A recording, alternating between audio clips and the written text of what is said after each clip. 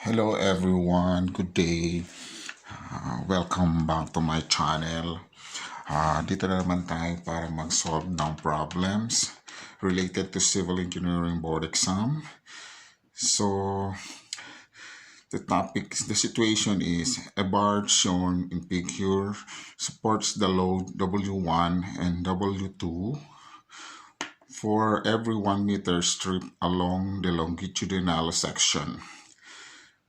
Number 1, find the total length L so that the upward pressure on the slab is uniform and that the barge remains horizontal. Number 2, calculate the resulting upward pressure in kilonewton per meter. And number 3, at what distance from the left end will the shear in the slab be equal to 0? The first thing to do is to analyze the problems. What are the given on these problems? So first thing to do is to calculate based on this figure, we have to calculate the point concentrated load for W sub 1. We have to convert it into point loads that is located at the middle. So let's say P1, which is equal to 182 times 2 meters. Then at W2, we have P sub 2 equal to 290 times 3 meters.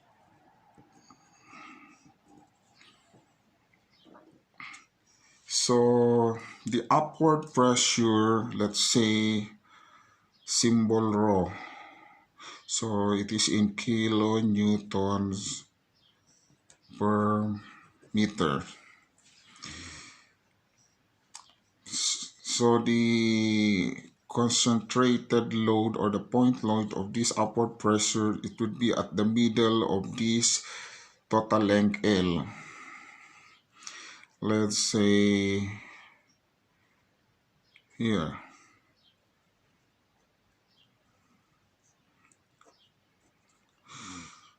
P rho times the total length. So you have to solve this solution.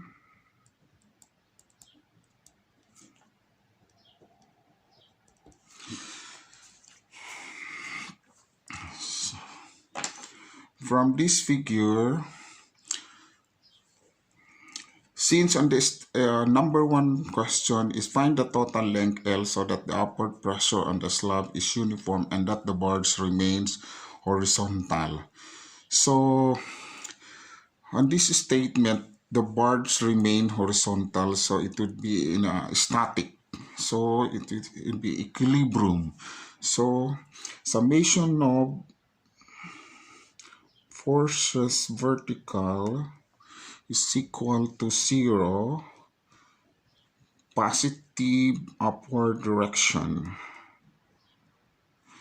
Okay, positive upward direction. What are the positive upward direction? Positive upward direction is this. So rho times L is equal to the downward direction. We have P1 plus P sub 2. So substitute the values of P1 and P2. So we have is equal to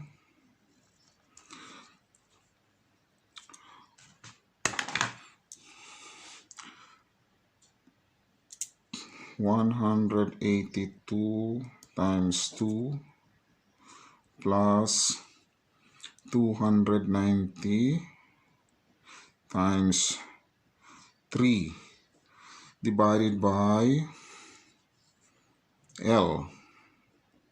So rho is equal to, the pressure is equal to, calculator, with 182 times 2 plus 290 times 3 equals, that is 1234 divided by L. So let's say this is equation, because two unknowns, equation 1. Equation 1. So we need to find for another equation in terms of rho and L. So what we will do is summation of moment at A.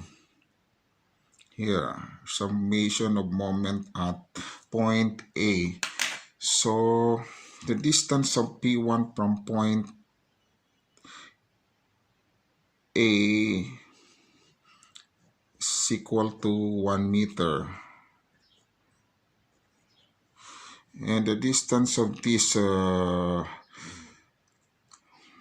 pressure, concentrated pressure, we have the L over 2.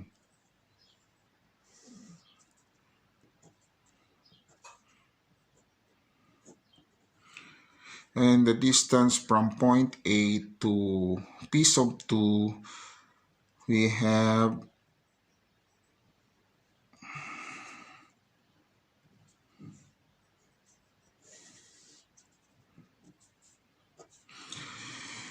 6 plus 2, 8 plus half of 3 meters, 9.5 meters. Okay. Summation of moment at A is equal to 0. Positive clockwise direction. So what are the positive clockwise direction? This one. So positive clockwise direction, rho times L times L over 2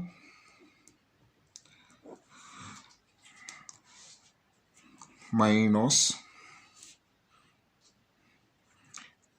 P sub 1, we have 182 times 2 times the moment arm of 1 meter minus P sub 2, 290 times 3 times the moment arm of 9.5 is equal to 0. So we have to simplify it. We have simplified this. So we have PL squared, rho L squared I mean, divided by 2 is equal to 182 times 2 plus 290 times 3 times 9.5. So 8,629. Sorry. 8,629. So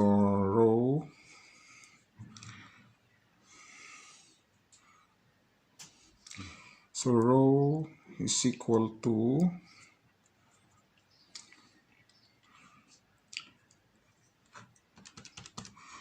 8,629 times 2 17258 divided by L squared. So this is equation number 2.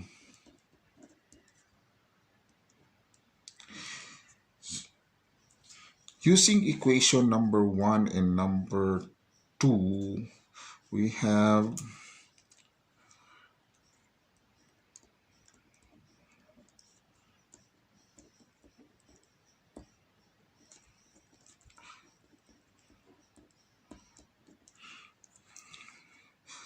so we have 1234 divided by L is equal to equation number 2, 17258 divided by L squared. So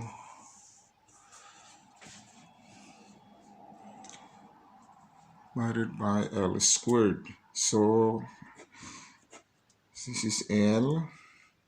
So L is equal to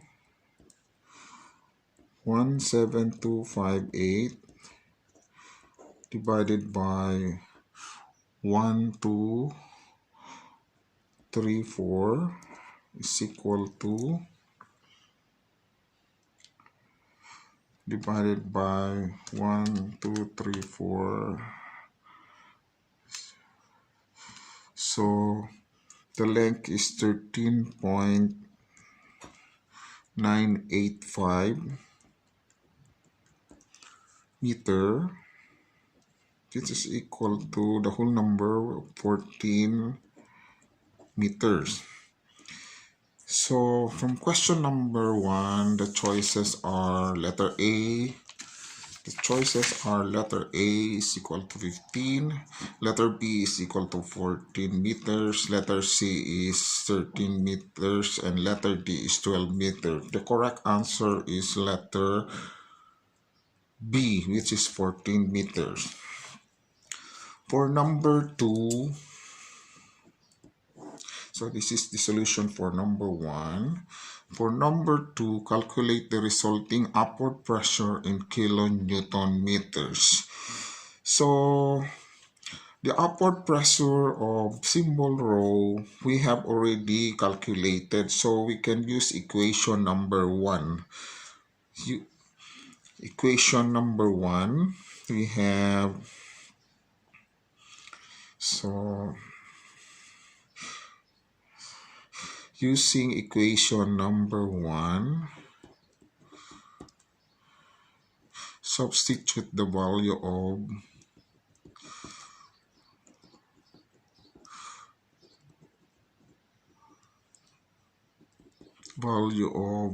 L, which is equal to 14 meters. So the upward pressure is equal to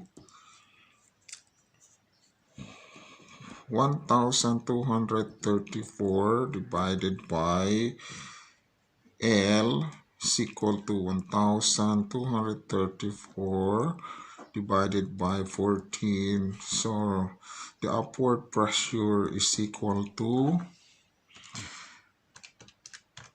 divided by 14, so we have 88.14 kilonewtons per meter.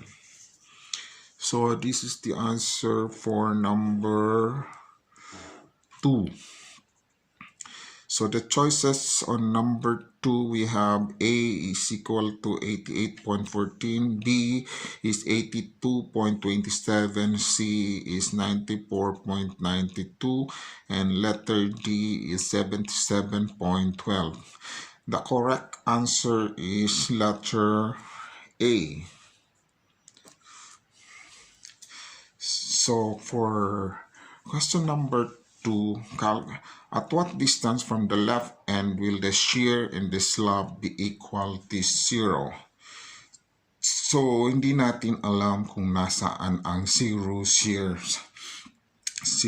dito.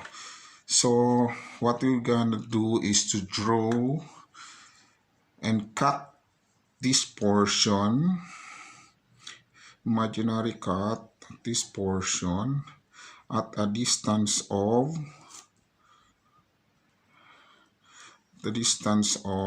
x, at the distance of x. So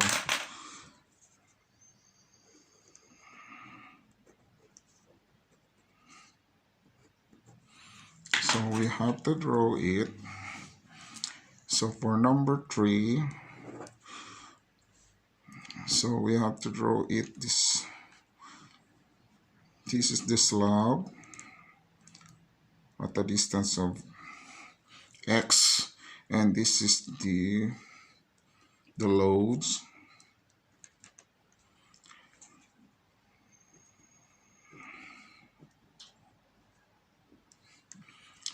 So W sub 1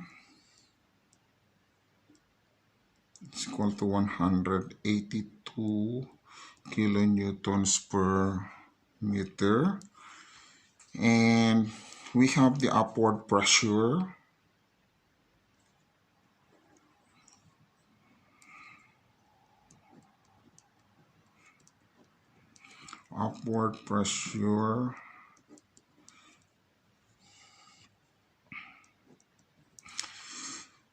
So the upward pressure rho is equal to 88.14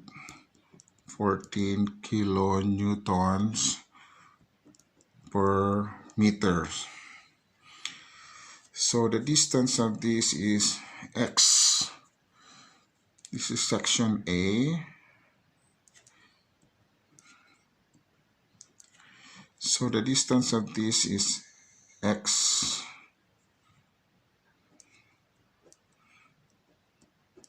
Okay, so this is point A.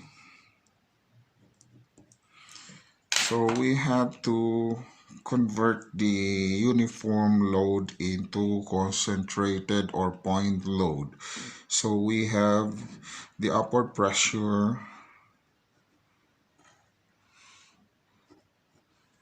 we have rho times the upward pressure times the distance x, and this also the load. We have P1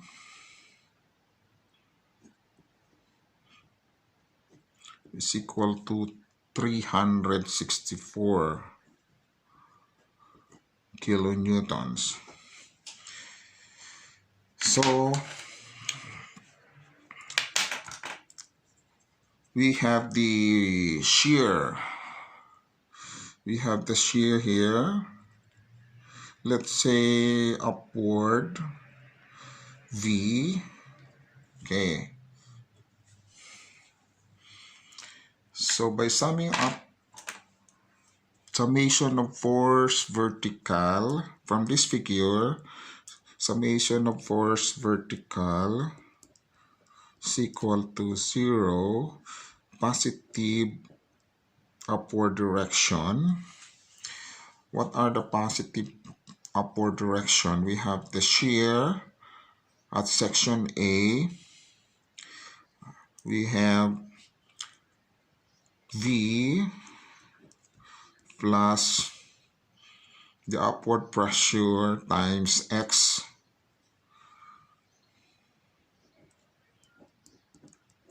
minus P1 equals to 0.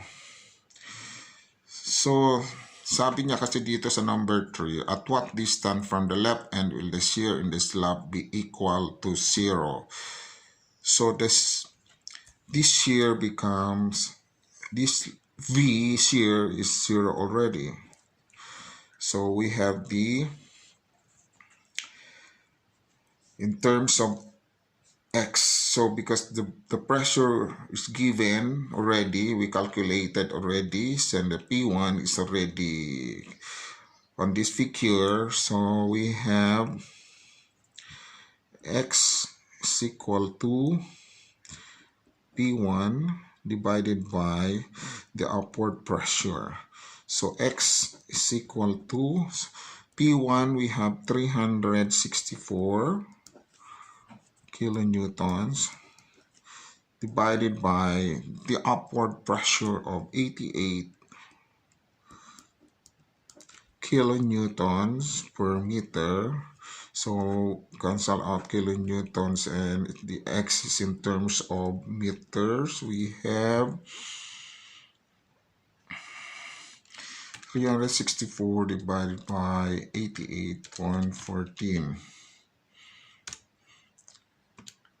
So X is equal to 4.129, which is equal to 4.13 meters.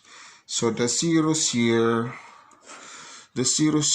at this section is located 4.13 meters. So the answer for number 3 is letter D. The answer for number 3 is letter D.